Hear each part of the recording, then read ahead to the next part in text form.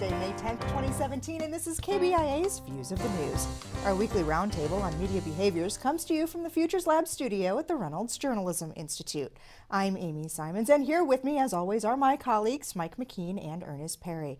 On our program this week, how big is too big in the broadcast business? Sinclair Broadcast Group just got more than 40 stations bigger, dropping almost $4 billion to buy up Tribune Media. The FCC is reviewing complaints against late-night comedian Stephen Colbert. Does this mean he's in trouble, or is the agency simply doing what the agency does? I'll ask Mike and Ernest. And as we predicted, when Richard Simmons when that Missing Richard Simmons podcast was all the rage, that maybe we'd see him again, that his self-imposed seclusion would go away. It appears he has, as he's filed a libel lawsuit against the National Enquirer. There's a lot more that hopefully we'll get to as well before our half hour is up. But let's start with the president's firing of the now former FBI Director Jim Comey. Here's Wolf Blitzer, somewhat breathlessly, announcing the news at the top of the 5 o'clock hour yesterday. President Trump has just fired the embattled FBI Director James Comey. In a statement, the White House said the president acted on the advice of both the Attorney General of the United States, Jeff Sessions, and the Deputy Attorney General of the United States, Rod Rosenstein. I want to bring in Jeffrey Toobin, our senior legal analyst. Jeffrey, this is an extraordinary moment in American history. You bet it is, Wolf, and it's a grotesque abuse of power by the President of the United States. This is the kind of thing that goes on in non-democracies, that when there is an investigation that reaches near the President of the United States or the leader of a non-democracy, they fire the people who are in charge of the investigation. Meanwhile, over on Fox News, folks were equally surprised, but a bit more measured. Take a listen to this from Charles Krauthammer. Do we really believe that Donald Trump, after all these months, decided suddenly he had to fire this guy because he damaged Hillary back in July? Another implausible conjecture. We are left to believe that it might have something to do with the egregious mistake that Comey made in the testimony this week. Although it's not mentioned in any of these letters. Not mentioned anywhere, but if you're saying the ostensible reasons are implausible, then you're looking to hang it on something. On something that we have not heard about. And we end up with that very strange clause that you read in the letter from Trump to Comey. While I greatly appreciate you informing me on 3 separate occasions that I am not under investigation, who has been talking about FBI investigations of Trump? This sort of explodes on us without any preparation, without any background. I suspect where this is going to go is to that clause. There was some real differences in coverage, different approaches. A lot of people surprised by this, and it showed on the air. Although I will say the examples you showed, which came at that transition period from daytime news coverage into the primetime talk shows, was kind of similar in some ways. I mean, what you heard from Brett Baier and Charles Krauthammer on Fox was not all that different from what you were hearing on CNN, except for the breathless part that you referenced. I mean, Jeffrey Blitzer was practically screaming. He was, and Jeffrey Toobin not only said it was a gross abuse of power, but he said that the White House's rationale was transparently bogus, and those kinds of reactions were out there, but it really wasn't until they got into the talk shows in prime time where I think you saw the real differences, the traditional differences between Fox and CNN and MSNBC start to show up. Yeah, I mean, what you're reading from the newspapers and the mainstream media blogs, is basically this sort of Nixonian kind of rhetoric that's going on about how, this is reminiscent of the Saturday Night Massacre in which Nixon fired the special prosecutor back during Watergate, and then he got rid of the Attorney General and did all these other things. And is it, or is that hyperbole? Well, here's the problem. You don't know yet because we're not even 24 hours into this. So we don't really know what the ramifications of it's going to be. We in hindsight, we know what happened with Nixon. Okay. We don't know where we are with this. We know that there's an investigation. We know that Comey knew about it. We know that it has very close links to the Trump campaign, but we don't know the extent of it. And that's the issue right now. Yeah, I agree with Ernest about that. It's a little too early to draw these historic, comparisons. I mean, Douglas Brinkley on CNN was saying that Trump was behaving like a tyrant. I mean, maybe those things will turn out to be true, but there's a lot that we're finding out today in some of the more measured coverage on the air, at least, that might suggest otherwise. I mean, there's Republicans and Democrats who are pretty hypocritical in terms of their defense or support of Comey, of their decision to support the firing or not support the firing. I mean, a couple of weeks ago, I think people would have been happy on the Democratic side to have seen Comey be fired, but now they're enraged by this and see it as an abuse of power. Maybe it is an abuse of power, but it's a little soon to tell. Well, I mean, I think people really need to go back and look at the story that the New York Times ran, I think it was back in April, which pretty much outlined Comey's his decision making in the Hillary Clinton email, and it really talks about how he struggled with whether or not to release the information. The fact that they had found some additional information and they needed to go back and do a reinvestigation of Clinton based on what was going on with the Anthony Weiner emails going back and forth. He struggled with whether to do that because of what it would mean to the campaign. Mm-hmm. And I think that has a lot of connection to what's going on right now. I will have to say, I don't think we're going to have to wait very long for more in-depth reporting because the media have really been energized by this story. I mean, the Washington Post and the New York Times and others have been reporting just today that just a couple of days before Comey was fired, he asked the Justice Department leadership for more money, more resources to take on the Russia investigation, which tends to make it look bad for the president. But also there's a lot of talk about who is going to be the replacement. If Trump names somebody who's a stellar law enforcement person who doesn't look like a toady to the president, that might change the narrative of the story a little bit. Right. So does Chris Christie, does he become that person, and is he the law enforcement guy, or is he the toady? I would be shocked if it was Chris Christie, because he brings a lot of baggage, and that's right now at this point he brings the loyalty, but he also brings a lot of baggage with him. The same thing with Flynn. Flynn was the same way. It's not like what we're finding out now. It's not like Trump didn't know that Flynn had these connections with the Russians. Okay. Well, it seemed all weekend that all eyes were on France while we waited to see who would come out victorious in that country's presidential election. Would it be Macron or Le Pen? Well, we know now it's Macron who pulled off a landslide win, but it's what happened in the 48 hours or so before the French folks went to the polls that is really interesting. A data dump of hacked documents, only it seems the French press and French voters barely gave them a second glance. Now, there could be a number of reasons for this. It could have been the suspicious timing and, skepticism that came around that, the belief that some of them were potentially fake, or looking back at how hacked documents affected our election. Yeah, I think there are lots of comparisons to be made, but the one thing that's really unique about the French system is that there is a law basically saying there can't be any campaigning for 44 hours up to and during the time that people are voting, and the media, the traditional media at least, honored that. So you were left with social media, including a lot of right-wing American folks on social media, trying to advance this story, these leaked documents, when the media weren't cooperating in France. And I think that part of it was that the documents were leaked so late in the campaign that it ran up against the 44 hours that Mike was talking about, whereas when the Democratic National Committee documents were leaked, there was enough time for the Trump forces and those who are supporting him to basically pummel Hillary Clinton about what was in those documents. So I think, whatever they were planning in terms of who were leaking this and how they wanted to influence the election, they didn't give themselves enough time to actually make it have an impact on the election. The Macron team was also a lot more sophisticated, say, than Clinton's team was in preparing for and dealing with the potential hack.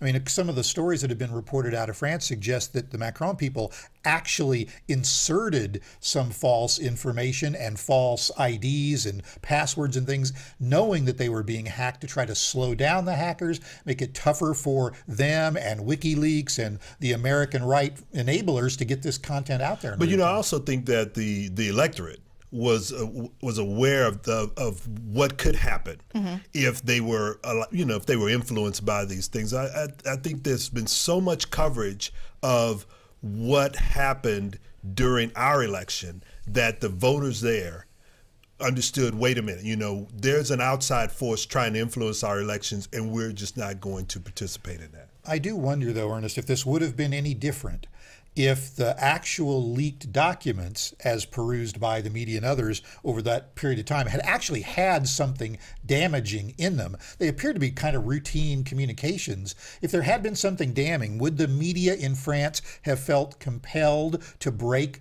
the rules and report on them, and might that have had an impact? Would the social media storm over them have been more effective had there actually been some damning revelations? Well, I'm not sure, because you had so many candidates in the first round of elections in France, whereas in ours you only had the small number. Especially on the Democratic side, you had Bernie Sanders and you had Hillary Clinton, and most of the emails and most of that traffic that came from the DNC was about how Bernie Sanders' campaign was influenced by what DNC officials were doing to try to get Hillary Clinton elected as a nominee. Okay, well, maybe you remember hearing this on TV back in the day.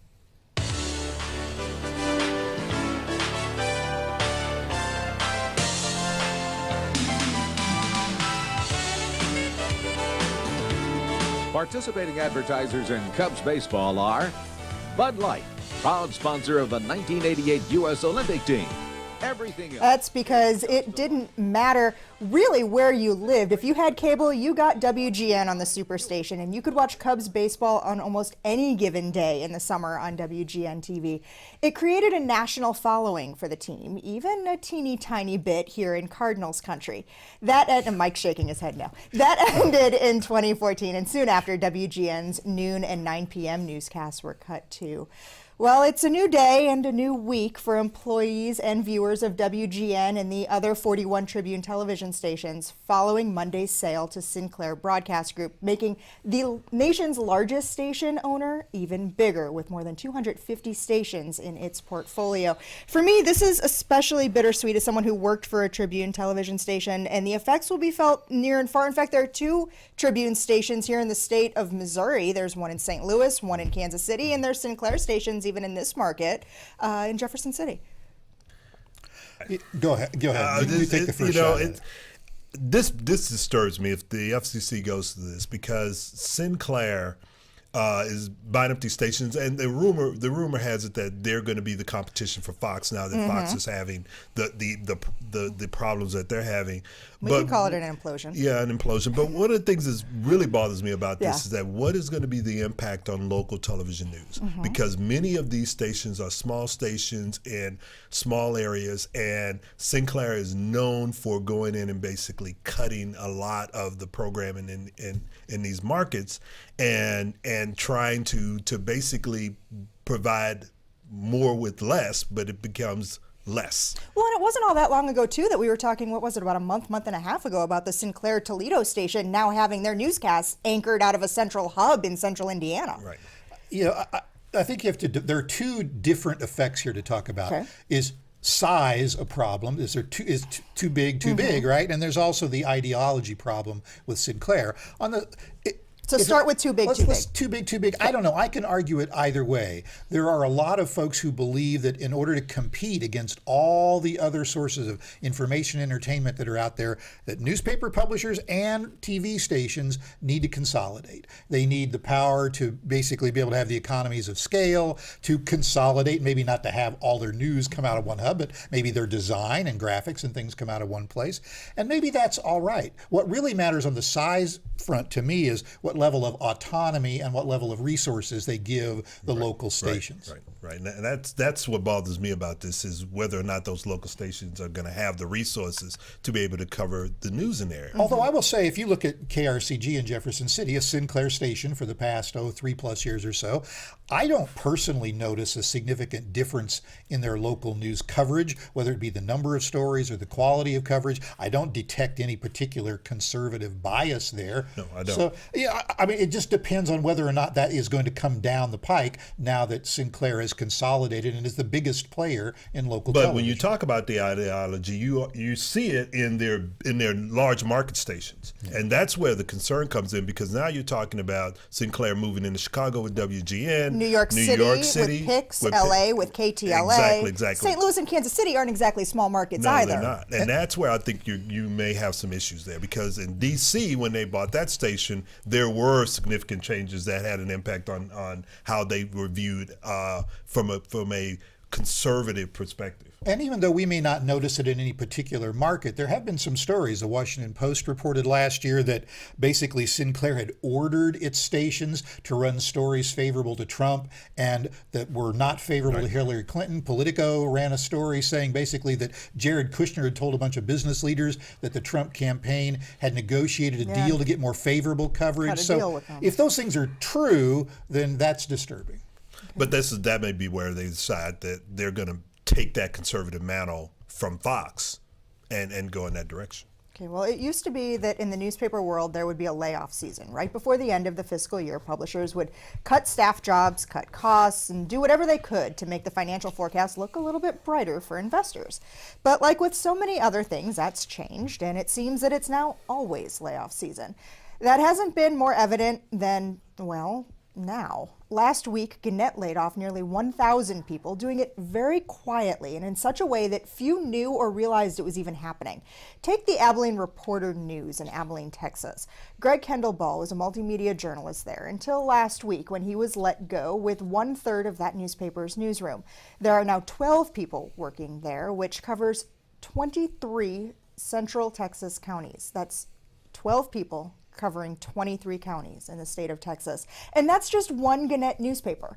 36 others experienced cuts too. 1,000 jobs doesn't sound like that many when you're talking about a company as large as Gannett, but when you're talking about a newspaper, a community newspaper being decimated to that level, those cuts are really a lot deeper than they sound. Well, this goes back to the previous story we're talking about when you start talking about resources, okay? And whether or not these news operations are going to have the resources to be able to cover the communities. I mean, and that is one of the things that Gannett has been shedding jobs for years. And many of these communities are now down to just, small amounts of staff to cover large areas. What's kind of depressing about this is the fact that it doesn't even seem to be all that newsworthy anymore. It's just happened so much. But I do think it says something about perhaps the fundamental problems with the business model for newspapers and TV stations at the local level going forward. There's an interesting piece that you got on our Links blog, for example, that is pretty decimating when it comes to this notion that, well, maybe if we just cut costs or build our size up, or if we could just do a better job of getting it more advertising on our sites or whatever, that we can survive. And this piece on the blog by a guy by the fellow name of Ben Johnson, who's a blogger actually out of Australia, I think, but he basically says the newspaper model is broken. The local news model is broken. You're not going to save it with cuts. You're not going to save it with more advertising. The only thing you can really do is get rid of basically everything but a few reporters, and have those few reporters do not a whole bunch of stories every day, but a little summary of the news, and then maybe a few really good in-depth stories every now and then. And that's the best we can hope for local news, is his argument. I think the interesting part of that is what he's really saying is that the distribution, the business model for newspapers is what's really broken and obsolete. It's not just broken, it's obsolete. And that's where I think more thought needs to be put into how do you structure that distribution model to get that news out there to people in a way in which they're consuming news, because they aren't consuming it by newspapers as much as they used to. And I actually agree with the notion that local media now not only need to focus on local stories, but they're liberated to focus only on local stories. You don't need to have wire stories of national news. You don't have to have national or regional sports coverage. Do the stuff that your audience looks to you to do, and that's local news. But it's really hard to do that unless you make some fundamental changes to the infrastructure. I agree. So let's go to Wisconsin now, where Governor Scott Walker's recent budget proposal took aim at a rather unlikely opponent, a nearly century-old state magazine that covers Wisconsin's natural resources and outdoor recreation. Back in February, Walker suggested doing away with Wisconsin Natural Resources magazine. We should note it's fully funded by its 80,000 subscribers. So what does he have against it? If you go and read the story on our Links blog, I think what you'll see is that he's against it because of the issues that they cover, which is climate change, what happens to the environment, those types of things. So this is not about actually trying to save money, because they're only going to save about $600,000 total by cutting this magazine, and they're really not getting anything out of it because it's self-sufficient. Mm-hmm. So it's all about, we really don't want the government to be in the business of publishing stories that may or may not adhere to our political agenda. Yes. That's a problem. It's really too bad, because it seems pretty obvious from the reporting that's been done that this isn't the first time that Governor Walker and his appointees in the Department of Natural Resources in Wisconsin have tried to somehow curtail reporting on climate science, for example.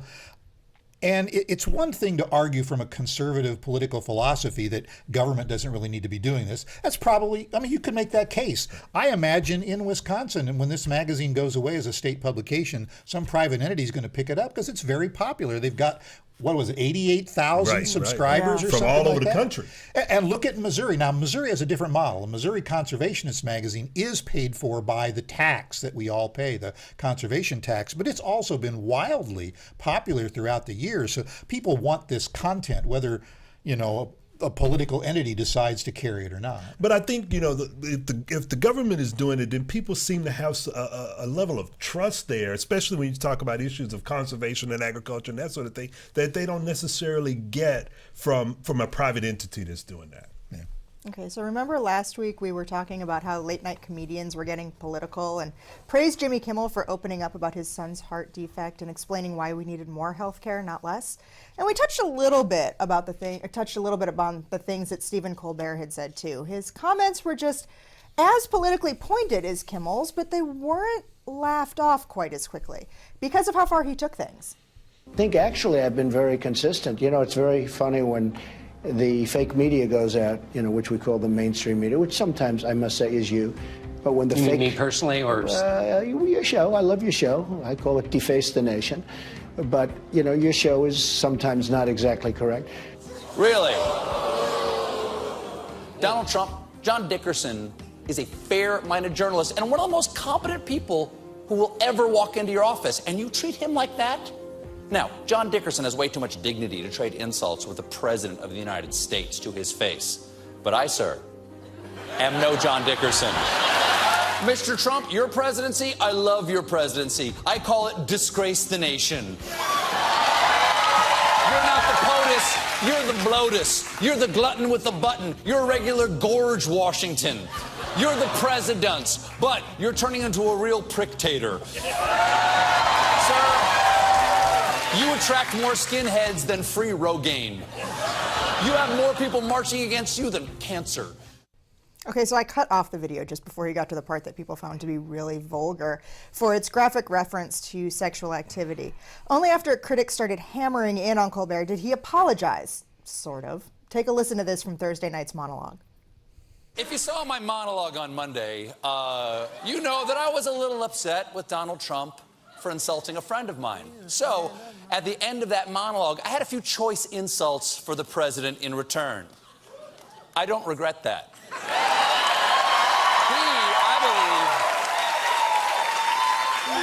I believe he can take care of himself. I have jokes, he has the launch codes. So, it's a fair fight. So while I would do it again, I would change a few words that were cruder than they needed to be. Now, I'm not going to repeat the phrase, but I just want to say, for the record, life is short.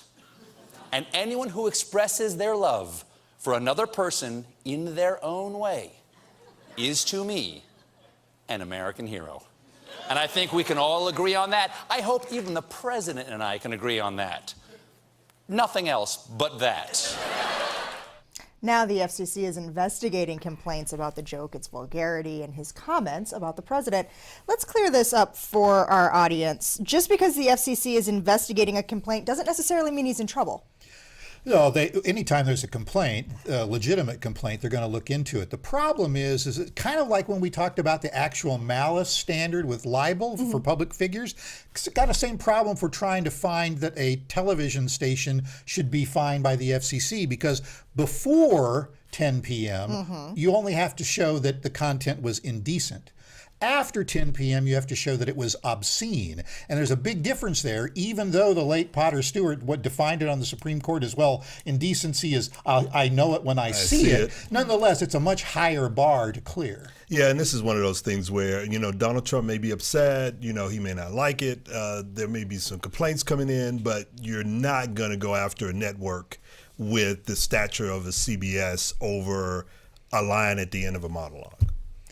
Yeah, maybe. So the Trump FCC is expected to be very pro-business in a lot of ways. The question is, will it be pro a big business like CBS when it runs a message that runs counter to what the president would like to see? I don't know. Okay, so before we go, because we have about a minute or two, another follow-up on Richard Simmons again. As we predicted during the height of the popularity of the Finding Richard Simmons podcast earlier this spring, he has emerged from his self-imposed exile in a Los Angeles Superior Court. The celebrity fitness and lifestyle guru is suing the National Enquirer for libel. He's really upset about an article that indicated he was undergoing gender reassignment. Yeah, this is a common National Enquirer thing. They do this all the time, so I'm not surprised, but I think maybe he had a little upset about it because he said, hey, I'm a private person. I've moved out of the public life. Is he a private person? Well, he may feel that way after all these years of being in seclusion. Okay. But, I guess the National Enquirer say, hey, now's an opportunity for us to do this. Well, the National Enquirer isn't taking this really sitting down. They're firing back. Not that typical we don't comment on pending legislation or pending litigation. Yeah, I suppose. I'm not sure I would give the National Enquirer the benefit of the doubt just because they say we're going to fight back for this story. But again, the standard of actual malice is very hard to meet. They have to prove, Richard Simmons has to prove not only that the National Enquirer knew what it did was false or recklessly disregarded the falsehood, but that it also damaged his reputation. And as a public person, it's really hard to do that. But in today's legal environment, with what happened with Hulk Hogan and all the others, Richard Simmons might be onto something here. You can find a jury that will go along with you on these things. But for someone and who's in California, too. He probably has a friendly audience in California. But he has been a longtime supporter of LGBT rights, of course. And so for somebody to say, oh, well, you were transgender, you're transitioning from male to female, can he show that there was damage done to his reputation, even if that story is false? Very good point. Well, we'll see. Well, we are pretty much out of time for this week. I'd like to thank you for spending the last half hour with us. You can read more about all of the topics that we talked about today on our links blog, and a couple that we didn't have time for. You can find that under the Programs tab at KBIA.org. We also invite you to like us on Facebook or follow us on Twitter. Our handle is @ViewsOnKBIA. These are all great ways to watch and listen to our program again, to leave us comments or questions, see previews of what we'll be talking about next week, and more. Our thanks to RJI's Travis McMillan for directing today's show, and to Kyle Felling for handling the audio. Tim Pilcher composed our original theme music. I'm Amy Simons. Be sure to join us again next week when we're back with you for another edition of Views of the News.